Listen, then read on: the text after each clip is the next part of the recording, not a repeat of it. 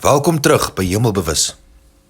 Vandag se les 3 uit 'n kursus in wonderwerke sê: Ek verstaan niks wat ek sien in hierdie kamer, in hierdie straat, uit hierdie venster, op hierdie plek nie.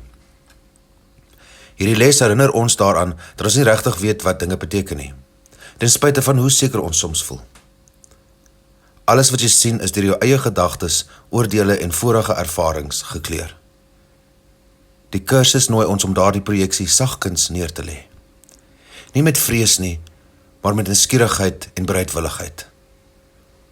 Elke voorwerp wat jy sien, elke situasie, elke persoon, jy dink jy weet wat dit is, maar vandag oefen ons om daardie idee oop te breek. Jy kan rustig sê, ek verstaan niks van hierdie voorwerp nie.